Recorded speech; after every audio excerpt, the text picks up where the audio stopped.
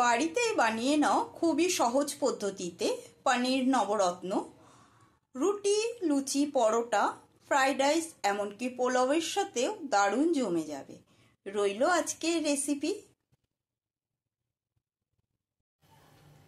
নমস্কার বন্ধুরা, happy with Gopa kitchen কুকিংয়ে জানাই তোমাদের সকলকে স্বাগতম।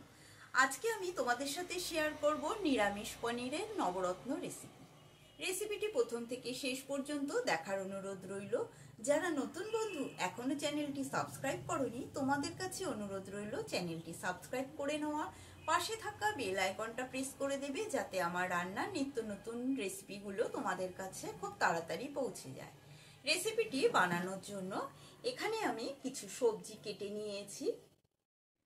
যেসব সবজি কেটে নিয়েছি তার মধ্যে আছে মাশরুম, গাজর, ফুলকপি, ক্যাপসিকাম, আলু, শিম, নিয়েছি কিছুটা মটরশুঁটি।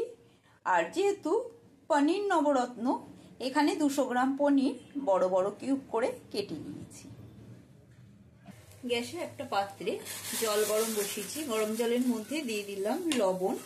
এবার এই লবণ জলের মধ্যে ফুলকপিগুলো ভাপ দিয়ে নেব। ফুলকপিগুলো দেখো ছোট ছোট করে কেটে নিয়েছি, ডাঁটিটা অনেকটাই কেটে নিয়েছি। আর সবসময় ফুলকপি একটু গরম জলেই ভাপিয়ে নিই, তার কারণ ফুলকপিতে অনেক সময় পোকামাকড় থাকে, সেই জন্য। গ্যাসে একটা কড়াই বসিয়েছি, কড়াইয়ের মধ্যে দিয়ে দিচ্ছি সাদা তেল, আর দিয়ে দেব এর মধ্যে ঘি। 1 চামচ ঘি দিয়ে দিলাম।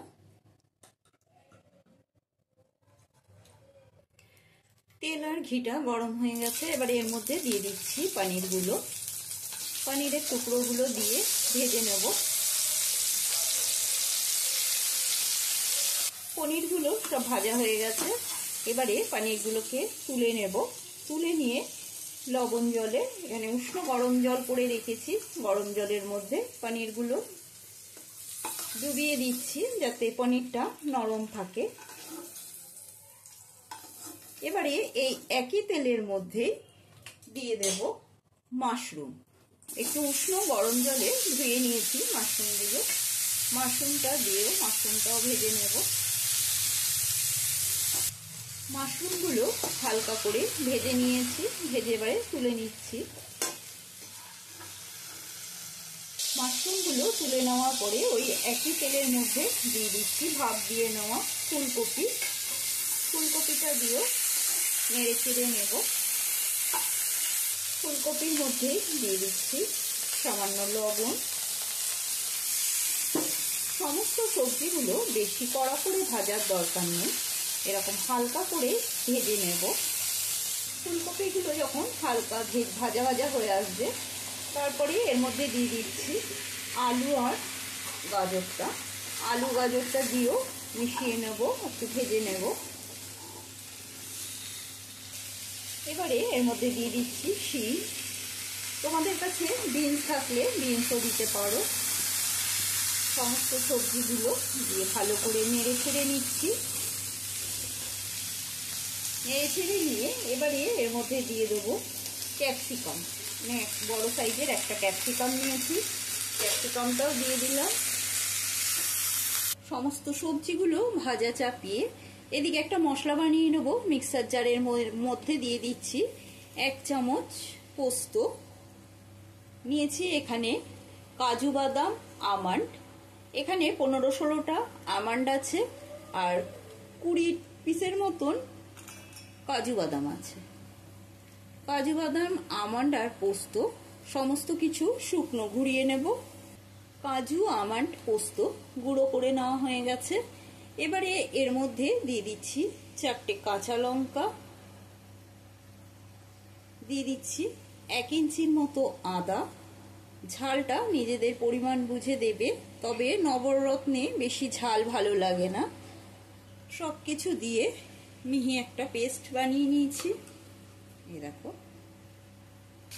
সমস্ত সবজি ভাজা হয়ে গেছে, সবজিগুলোর কালার দেখো চেঞ্জ হয়ে গেছে। এবারে সবজিগুলো আমি নামিয়ে নেব। সমস্ত সবজি নামিয়ে নিচ্ছি। সমস্ত সবজিগুলো নামিয়ে নেওয়ার পরে দিয়ে দিচ্ছি আবারও 1/2 চামচ মতো ঘি। তোমরা ঘিয়ের পরিবর্তে সম্পূর্ণটা সাদা তেলেও করতে পারো। ঘিটা যখন গলে যাবে তখনই এর মধ্যে আমি দিয়ে দেব স্বাদ অনুসারে, প্রথমে দিয়ে দিলাম লবণ, এবারে দিয়ে দেব এর মধ্যে মিহি করে যে পেস্ট বানিয়ে নিয়েছি সেই পেস্টটা দিয়ে দিচ্ছি। সমস্ত পেস্ট দিয়ে নেড়ে ছেড়ে নেব। দিয়ে দেবো এর মধ্যে হাফ চামচ জিরে গুঁড়ো, আর দিয়ে দিচ্ছি মশলার মিক্সার ধোয়া জল। যেহেতু এর মধ্যে কাজু বাদাম দিয়েছি সেই জন্য নেড়েই যেতে হবে, না হলে নিচে লেগে ধরবে। আর গ্যাসের স্টিমটা লো টু মিডিয়ামে রেখেছি। ভালো করে নেড়ে চেড়ে নিয়ে এবারে এর মধ্যে দিয়ে দিচ্ছি মটরশুঁটিগুলো।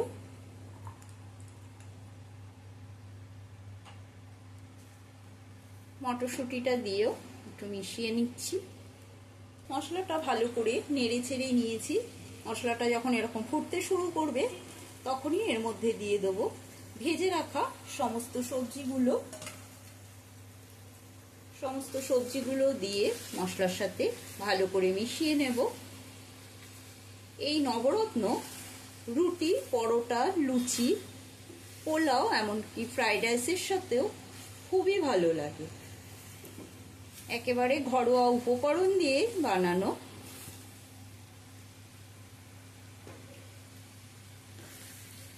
অনেক বাচ্চারা সবজি খেতে চায় না, তাদের যদি এরকম ভাবে বানিয়ে দাও তারা কিন্তু খেয়ে নেবে। মশলার সাথে ভালো করে মিশিয়ে নিয়ে এবারে এর মধ্যে দিয়ে দিচ্ছি 1 কাপ দুধ। এখানে গুঁড়ো দুধ আমি গুলে রেখেছিলাম, 2 চামচ গুঁড়ো দুধ গুলে। তোমরা চাইলে নর্মাল দুধও দিতে পারো, তবে গুঁড়ো দুধটা দিলে খেতে বেশ ভালো লাগে। দুধটা দিয়েও ভালো করে মিশিয়ে নিচ্ছি। আর যাদের দুধ পছন্দ না তারা এর মধ্যে গরম জল দিয়ে দেবে, কারণ ঠান্ডা জল দিলে খেতে ভালো লাগবে না, একটু উষ্ণ গরম জল ব্যবহার করবে। এবারে ঢাকা বন্ধ করে দিচ্ছি 5 মিনিটের জন্য। এবারে ঢাকাটা খুলে নিচ্ছি।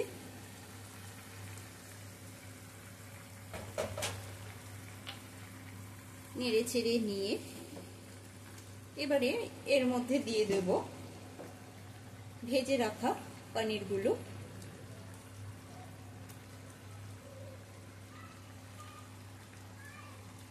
পনিরগুলো দিয়েও আবার একটু নেড়ে চেড়ে নিচ্ছি।